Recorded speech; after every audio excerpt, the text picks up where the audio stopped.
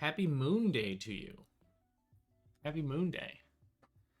This is a design commentary for Luna, which is an upcoming game that I'm releasing. The reason we're doing it before it's released is because Luna is on Kickstarter right now. It launched this morning. It's hit its funding goal. We're doing a sprint campaign. It's over in a week, which is great. So depending on when you watch this, live or later, it might still be going on. If you missed this or you're catching this way later, the game's almost certainly out. We're planning on releasing it like a week after the campaign ends. So a very quick turnaround. Very excited about that. So I thought it would be kind of interesting to do a discussion on why the game is designed the way that it is. This won't be like a particularly long thing, I don't think, because the game's not particularly long. But I just like giving insight into why games are designed the way that they are, and might help you have a better appreciation for the game, or if you're a designer, it might help you thinking about your own games. So let's just dive into Luna. Before we start scrolling through here, a couple things. One is my internet's been really dodgy. So if you're watching this live and I suddenly disappear, I apologize. Hopefully I'll come back. If you're watching the VOD, you're just watching me explain nothing. I'm doing all this, recording all this locally, so the VOD will be clean the whole way through. Two is the PDF that I'm going to scroll through here is not the final version of the game. You'll notice that there's a couple blank pages, and you might catch like a weird bit of text or something that doesn't sound exactly right. Layout is still being finalized, and edits are being made, so just letting you know that this isn't the totally final version of the book as we start to flip through it. So let's just dive into Luna.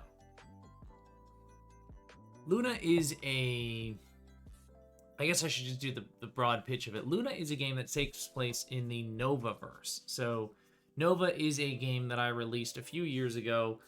It's a sci-fi, kind of like more like a science fantasy setting, in which the sun exploded and basically rained down pieces of the sun onto this one planet, and humanity is rebuilt around this planet, harness the power of these shards of sunlight, and there's these massive cities built around them.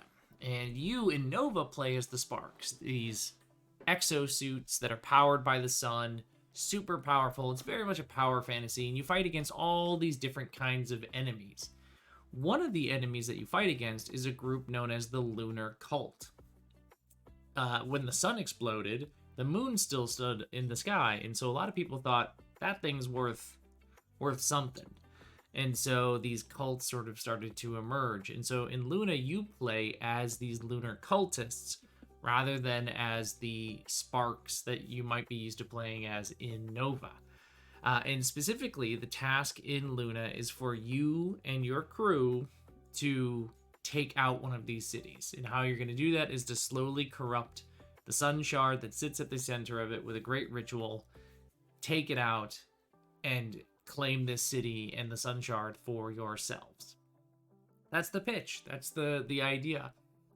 The layout that you see here is done by Mike Riemann. He's a very good friend of mine who did layout for a whole bunch of stuff that you've seen of mine: Slayers, Hunt, Null, etc., etc. Reap, most recently.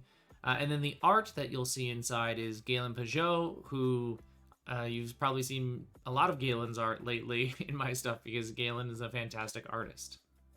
All right, let's dive in. I always dedicate my games to my wife. I just think you should. There's the team. It's a great team. Blank pages. Content goes on this page.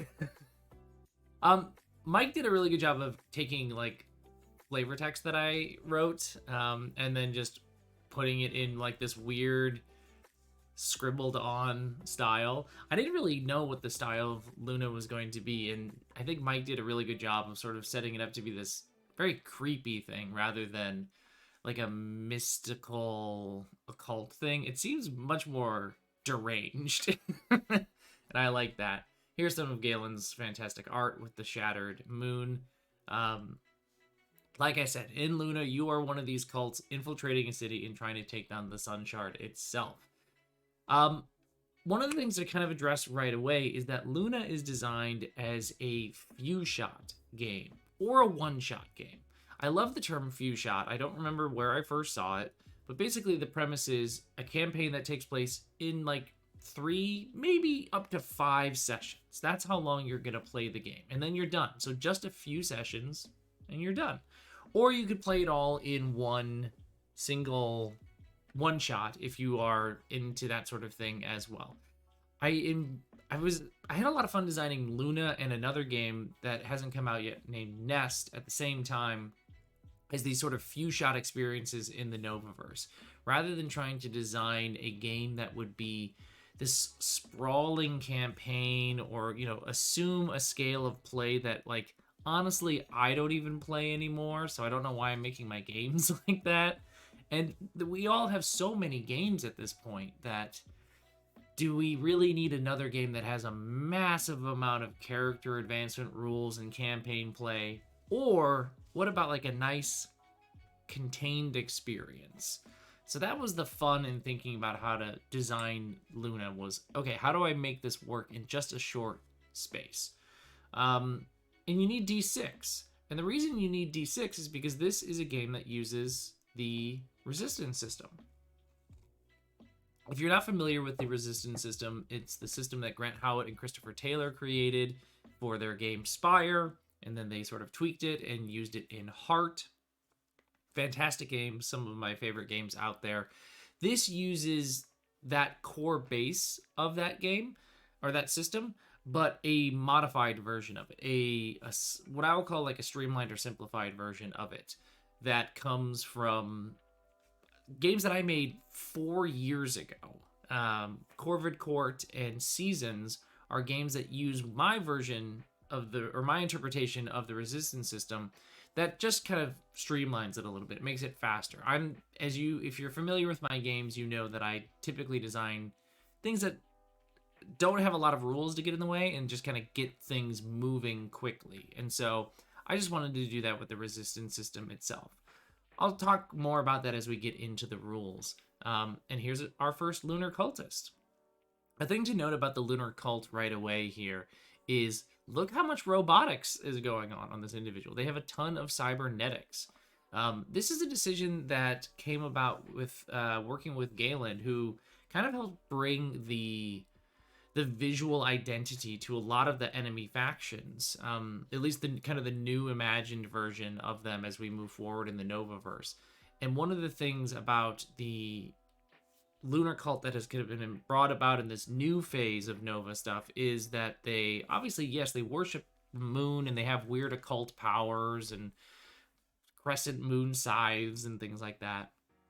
But they also have a strong affinity towards cybernetics.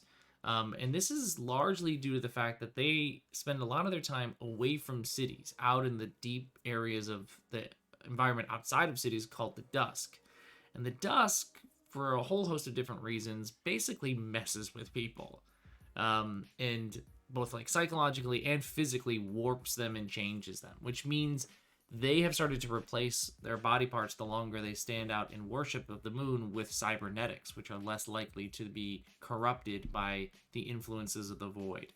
So that's why you're going to see a lot of these lunar cultists have this visual identity of cybernetics or modifications to them on top of the very occult robes and scythes and things like that. All right, this is just a bit of flavor text. We don't need to read that. I put it in there so that people could get a sense of what Luna is if they don't know. I love this piece of art that Galen made that is the safe house. It's just a lunar cultist hanging out. It also implies that there's payphones in the universe, which I love. And I didn't even notice these goons up here the first time I looked at this piece because it was just the sketch version. But these are other lunar cultist characters that Galen has made in other art that hasn't kind of been featured yet. They're these like moon moths, moon bug things that sort of act as their sentries and their scouts and things like that. So it's kind of cool to see them acting like little gargoyles on top of the safe house. One of the major assumptions about this game is that you are trying to infiltrate the city, which means you need to blend in. So you're going to see that there's a lot of art in the book. There's a number of pieces that show the cultists in everyday clothing, like worker clothing in the city. Their goal is to blend in and look like everybody else, but ultimately use that cover identity to break in and corrupt the sunstone or the sun shard at the end of the few shot, at the end of the campaign. So this is an example of an individual who's sort of like sneaking in. They have their toolkit, but in it is really a gun that the cultists will use. Okay, let's talk about how the core mechanic of this game works. It uses dice. Yeah, Manwat, a ton of them are just giving a weird side eye, which I really love. This game uses dice, which might seem like a strange departure if you've been following a lot of my recent stuff where I'm going diceless and things, but I ultimately landed on this being a resistance game. It was originally a resistance game, and then I kind of flirted with the idea of making it a Lumen game, a Lumen 2.0, but then I just felt that resistance captured exactly what I wanted for this. If you're not familiar with how resistance games works, I'll kind of give you the rundown here. Basically, your characters are going to roll pools of dice. You're going to roll X number of dice. You're going to take the highest result. That gives you the determination of your success. That's stuff that you've probably seen in tons of games. Lots of games that use dice pool systems or things like that. You're going to see this sort of thing. So if you're familiar with Powered by the Apocalypse games that have this range of success, now that has modifiers. It's not dice pools, but it's still a similar thing. And Forge of the Dark games. So that's how resistance games work. But they have some cool extra stuff that's going on. So whenever a character in this game wants to do something, they get to start with 1d6 automatically, because you get a shot at it as a PC. And then you look at your list of skills and domains that your character has. Now, we'll talk about skills and domains a little bit further on, but skills and domains are some of my favorite things that the resistance system has in terms of building a dice pool. Skills are things that you would expect. So compelling people to do things, fighting people, sneaking, that sort of stuff. Domains are knowledge that you have. They're areas of expertise that you have through experience and other things like that. And if a domain applies to what you're doing, you get an extra die. If a skill applies, you get an extra die. And if you have a bond, which is something that I've added, then that also gets you an extra die. So you can have up to 4 dice on this, and then you roll and see if you succeed. You can see that you only get a full success on a 6, and then a mild success on a 4 to 5, and then a failure half the time. Which is why you really want to put together situations where your skills and domains are in your favor. Now, I want to talk about my favorite example about domains and skills, and it comes from Spire. So, there's an example in Spire of a character in a fight in a library, and that character doesn't have like a fight skill. So they don't have they don't get a die for a skill related to it, but they're an academic. And so they have the academia domain. And they get a die for fighting in the library because it's taking place in an academic space. They know the layouts of libraries and things like that and can use that to their advantage while they fight somebody in the library, even if they don't have the skill to fight itself. That's what I love about the skill and domain stuff in resistance games, is that it's not just about what you can do, but it's about what you know in your experiences and how those can give you a shot at things beyond just, these are the things that I can do. I really, really like that sort of stuff. The big fuel of any resistance game is stress. So characters don't have health. There's no health or HP or anything like that. Instead, they have different resistance tracks, which hold on to the stress that they take on as they go about their missions. So whenever you fail something, fail a roll, or even have a mild success, your character takes on stress. And these are tracks that you will fill in little pips that show how stressed out your character is the more that they do things. So if you're doing something very physically stressful, then you're going to take on stress to your body. Things that are related to mental strain go to your mind. Umbra is your sort of cover identity, so people figuring out who you might be goes to there. Gear is your access to stuff. And so as these things fill up, your character's getting more and more stressed. It's getting worse and worse for them. And it can eventually lead to the real, power of the resistance system, which is Fallout. Um, Fallout is a thing that allows you to figure out if your character has something disastrous happen to them. These are big narrative consequences that you have to deal with, like severe or permanent body harm, receding into oneself, your hidden temple or your hideout has been compromised. These are big shifts. Now, how does this Fallout stuff happen? Where does it come from? Well, this is where I have one of my deviations from how my version of Resistance works from the core version. In core versions of Spire and things like that, you roll to see if you succeed, you mark any stress that your character takes, and then you do another roll after that. And that roll is compared against your stress that your character has, and if it's above or below X value, then you trigger Fallout. So really every roll is 2 rolls. And I love the idea of Fallout and everything, but I don't like the idea of having 2 rolls every time you do something. A roll to see if you succeed in the stress that you take on, and then a roll to see if that it also triggers Fallout. So why not just have it all take place in one thing? So I use D6 in my system as opposed to the D10 that you see in Spire and Heart. But basically how it works is you're going to roll, and every time you roll to see if you succeed at something, you're going to be looking for the highest value die. You're already looking for that die because that tells you how you succeed or not. So then after you've seen, okay, let's say I rolled a 5. Okay, I've got a 5. That lets me know I have a mild success, some sort of consequence, and a little bit of stress. I'm already looking at the 5. The next thing I do is I compare that to the stress that I have in the track that's most related to whatever it is I'm doing. If the highest value, the thing that I'm already looking at, is equal to or less than that stress that I have, Fallout occurs, which tells us that the more stress we have, the more likely we're going to roll something that is equal to or less than that and trigger the Fallout. So we're using one roll, and not only are we using one roll, we're using the die that we're already looking for in that roll in order to determine whether or not we have Fallout. That's my sort of streamlined version of the resistance system, is to just make it all happen in one roll and use the die that you're already looking for rather than bringing on that other thing. This is not me disparaging the resistance system. I love it, obviously. I just like faster games. And so this is how I make that take place. Now, Fallout is one of the coolest and best parts about playing a resistance game because you find that actually your characters have the most fun when they start taking on Fallout. That's when the weird problems start to emerge in your lives.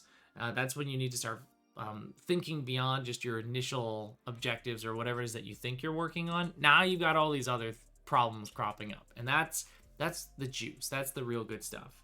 You might have noticed also as I'm flipping through here that these page number things are changing in their shape. This is a really cool thing that Mike did that makes these things look like the moon is changing over time. There's just a bunch of cool little stuff like that. So whenever you get Fallout, it's obviously a disaster, but the nice benefit of it is that your stress in the track that's related to it, that triggered it, goes away. So hey, great news. You have this massive problem, but all your stress goes away, so that you can start building it back up all over again.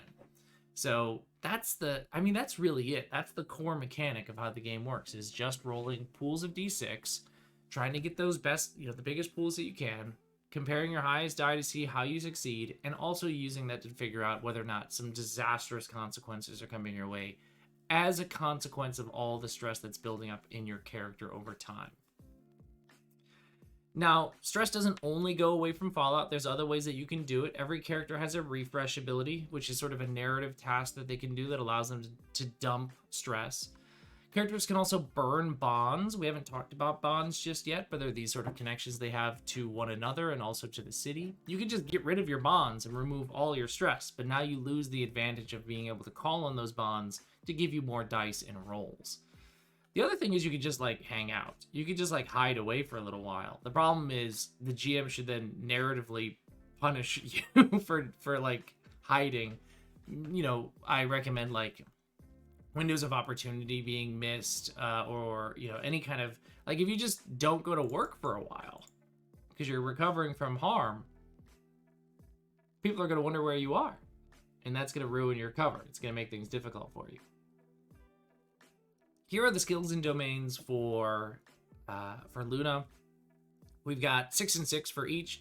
I've already kind of talked about why I love skills and domains, so I'm not going to really reiterate that, but these are the ones that I ended up on for the game. So you got something for like talking, building, fighting, weird occult stuff, scholarly stuff, and sneaky stuff. Those are the sort of actions that we would expect a group that is infiltrating a city to have. Domains, it was interesting trying to think about domains for this game. I like the idea of community. So this is just like, do you know the people in this city? Like, are you aware of the factions and the important people? The dusk itself, so everything outside of the city and the factions that are part of that might be something that you can call on to help you. Infrastructure, so understanding literally the build of the city, so rather than the people, but how is the city made up? That's really important if you're going to be trying to sabotage this place. Obviously, knowledge of the occult is going to be very, very important. I thought it would be fun to have a Sparks domain. A domain purely on, like, how much have you dealt with Sparks? They are the massively dangerous foes that, like, kind of kill your fellow cultists all the time. Have you fought them before? Have you worked, like, are you assigned to work on them as your cover identity? And then broadly technology, especially given the cult cybernetic stuff that I've mentioned. Look at this very sick moon sickle thing. So there's no rules for equipment in this game. Characters don't have gear. There's no dice that are assigned for like rolling to hit with this knife or anything like that. Because that's not the important thing in these sorts of games, is the stuff that your characters have. The assumption is that they have access to their basic tools, whatever their cover identities would afford them, and then you can just use rolls with the core mechanic and take stress on your gear track to see if you can get more stuff, especially like weirder occult stuff that you might need to get your hands on. Similarly, there are really no rules for combat in this game. I know there's like pictures of like this gun and this weird knife and stuff, but the game is not about violence and like taking out waves of enemies. You are trying to stay like quiet in all of this. You are trying to not get a bunch of attention.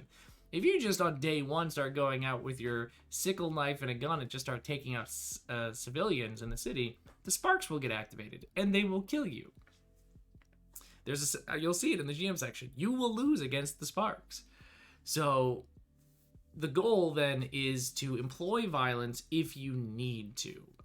The assumption is that you are capable of taking out people through violence if you want to and if you need to.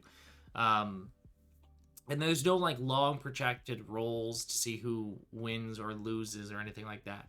This is kind of another deviation from Resistance games where NPCs that you might fight have stress tracks of their own that you need to fill up in order to take them out. The assumption here is one that was borrowed from Corvid Court when I first wrote it, which is if you want to take somebody out, they're taken out, but most likely you're going to induce some sort of stress, and it's going to start raising questions. So you can do it. You just have to remember: is this the best path forward for us? The other thing that the characters have are abilities, which are going to be these sort of like if-then statements or once per session sort of abilities. And this is the thing. I mean, these are the things that made me fall in love with Spire and everything like that. This is why Spire, I continue to say, is one of the most like foundational games for me. Is that when I read Spire and I read some of the advances that the classes could unlock, they suddenly could just do these game-breaking, reality-warping things. They just gained these powers, these special use cases, and they were so cool, right? Much cooler than the sort of advances that I was seeing in things like D&D, where it's like, oh, okay, +1 to this modifier, or I can attack twice now. Great, finally. These were like suddenly really massively powerful, weird things that you could do. And I love that stuff. It's some of my favorite stuff to write is powers and abilities. And so your characters obviously are going to have that stuff as well. The last thing that makes up your character are the bonds. And I've alluded to these a few times. Every character has two bonds, one to a fellow cultist and one to the city itself, either like an NPC, a faction, or something like that. These bonds give you the ability to get bonuses on rolls if the bond is relevant, but they're also a fuel that you can burn to relieve yourself of all the stress that you've taken on. The problem is if you do that, you don't get those advantages anymore, and you have to build new bonds. Your character is going to get better over time. There's not a ton of advancement in this game because it's a few shot, right? So there's not gobs and gobs and gobs of different powers and stuff like that. There's basically 6 advances, and that's just because that's about as long as a campaign can possibly go. And then that's it. Then you're done. So to come back to this idea then of the few shot, how did I decide on the few shot and what would it be? I mean, I had originally planned on this being like a longer campaign of like slow corruption of this city, very much kind of like Spire, right? Spire, you're in a city and you are revolutionaries trying to overthrow a corrupt government. In this case, you're kind of these monstrous cultists coming in to ruin everything. But still, the idea was it would be this long thing in a city. And then I realized I don't play those sorts of games, and so I thought, okay, let's shrink this down. Let's get it down to the ritual itself and like completing that. And so then I swung completely the other direction and said, what if it's just a one-shot? And I thought I would make this only a one-shot game. And I landed ultimately on a few shot because I liked the idea of being able to play out some of that corruption, some of that like degradation of the city, but not doing it in a long span of time. And it all then comes down to the ritual itself. This is the last thing that you do in the campaign, is casting the ritual and ending the city. And part of setting up your play is deciding how much of the ritual is already prepared. So there's basically kind of 3 options. If you're wanting to do the longest version, it would be about 5 sessions. Not really any of the groundwork has been done. None of the requirements, or maybe one of them, have been done. A shorter campaign, like maybe 3 sessions, a few of these requirements have been taken care of. And I'll show you the requirements in just a second. Or the ritual is here. It's 1 session. This is the one and done. All of the requirements are done, or you have one final thing to do, and then you can cast the ritual. I'm going to come back down to the ritual and then, or the requirements, and then I'll come back to talking about what the ritual looks like. So every ritual, every campaign, you need to have these 5 things taken care of. You need a way of shutting down the Sunwell. You need to figure out how to eliminate or remove the local sparks. Probably not through direct violence, but you need to sabotage them. You need the creation of key lunar runes at key locations. You need access to the Sunwell. And you need to craft the necessary ritual tools. And I give you no further advice on how to do any of that stuff. This game is incredibly loose to try and figure these things out. I want you to figure out as a group what that looks like.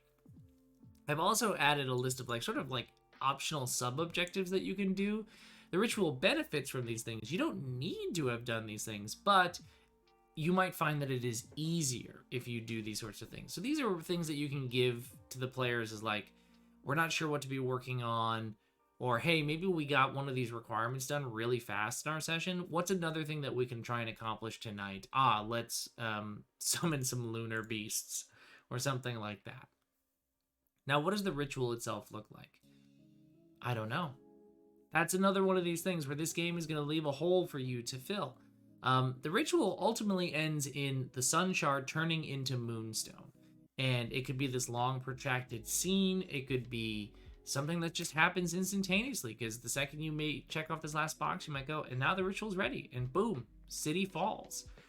I leave it up to you as a table to decide sort of what that last scene looks like, but the campaign or the one-shot always ends with the ritual itself. Coming up with classes was fun for this game because I like making classes and things like that. Look at this spooky moon priest. It's so good. A thing that I thought about, I was trying to figure out how am I going to design these classes? What is sort of going to be their themes and things like that? And what I landed on was I thought about phases of the moon. I thought about different ways the moon can be cycling and shifting and things like that. and thought then about a class that might be associated with each of those phases of the moon.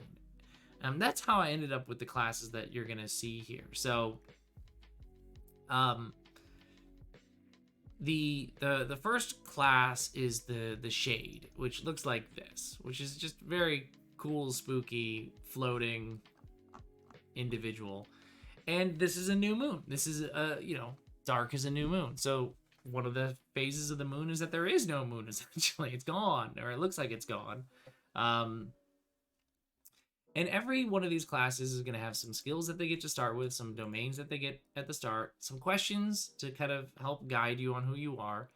Then they have a core ability, which is the thing that they always have access to. So like once per scene, this is a shadow walker, right? So they step into one shadow, step out of another. And then these are the abilities, the cool things that you can get access to. And I wanted them to be fun and cool. So like for the Shade, once per scene, you can rip a shadow from its source and command it to complete a single action. That's pretty cool.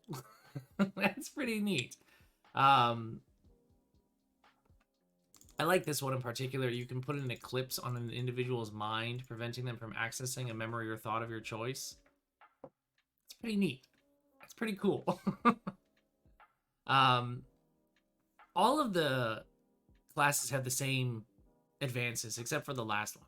Gain an ability, gain an ability, gain an ability. And the reason there's 3 of them is because you get to choose one of them during character creation, so you can eventually get all 4. Gain a domain, gain a skill, and then plus 1d6 on a very specific thing that fits the class. Oh, and a thing that I should mention here as we're looking at these advances, going back up to the ritual, one of the things when you choose the ritual length that you're going to do with your campaign is you choose which requirements are already done, kind of explain how that might happen, but you also take advances equal to the number of requirements taken. So your characters aren't coming in fresh. If you decide to do the one shot and you've got 4 of the 5 requirements done, then your characters take 4 advances at the very beginning during character creation, because the assumption is that they have done work to get to that point. So you can choose the shorter campaign length without worrying, oh, we're not going to get access to all the cool stuff. No, you get access to the stuff either, no matter what the length of time is. And then each class then has that, like I said, that cult or that city bond that lets you know, okay, this is how you're connected to a person. You fill in the blank with a fellow cultist. And then this is also an opportunity for naming NPCs, building factions. This is where we start to do some setting building through the bonds. The beacon is the opposite, full moon. So I thought bright full moon. If the dark moon is sort of the Shade, sneaky person, then the bright moon is somebody who's obvious and overt. So this is it's almost like a support class.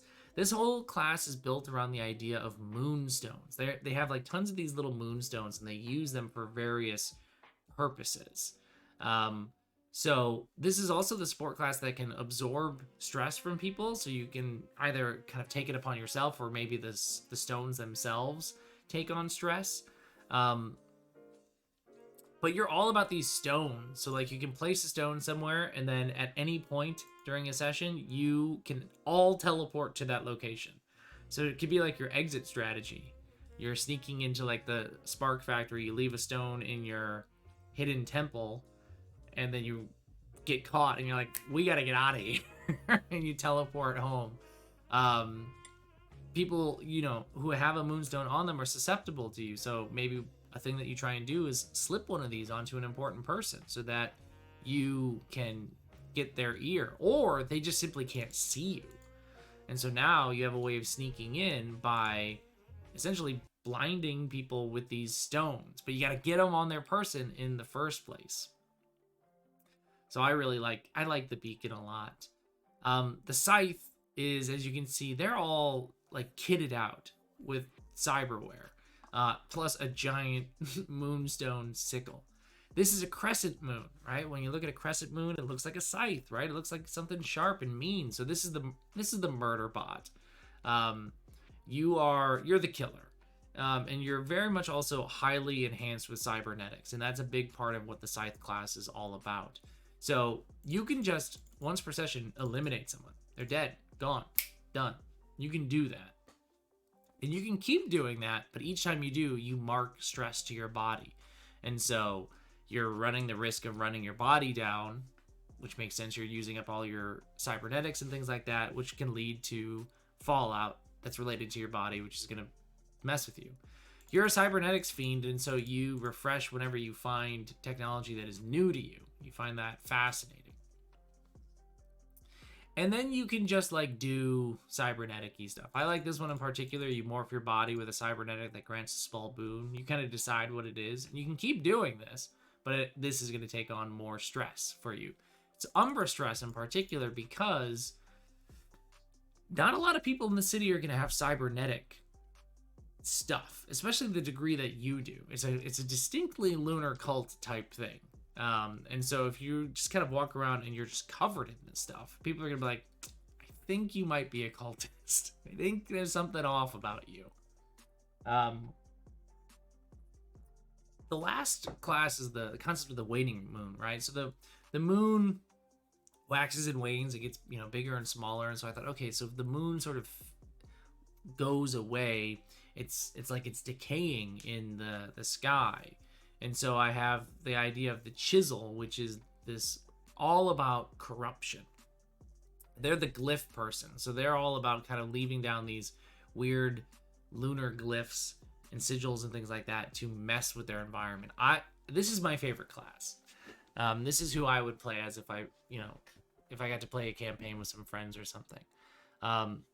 I love the core ability. Once per scene, you can leave behind a small glyph or rune on any surface. Anything it touches will begin to break down, fall apart, or generally decay at an accelerated rate. This is the corruptor, right? So you can just do this and slowly start taking out the city by leaving these marks on things. You can also do this to gain access to people's thoughts and strip away 3 pieces of information, decaying away their minds. People just feel sick around you because, again, it's about decay and corruption with this individual. So rather than people like not being able to see you, that's already something that the beacon has. This is people don't want to be around you, which can actually be really helpful in terms of sneaking around into a city, right? So I love the chisel. They're my personal favorite. Then there's some city building stuff. We don't need to get into the details about it, but I have a lot of stuff in this that's about, hey, what are your characters like? What is the city like? Why this particular city, for example? You should talk about that. Like, why is it this city that the cult wants to take out? Who are some of the notable people? You probably have established some of them with the bonds, but let's figure out who else we should be like thinking about as we move around with this.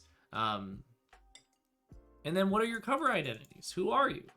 Like, are you this person? Is this you? Could be you. Why not? Now my GM section is basically telling you this is a loose ass game. It's intentionally so.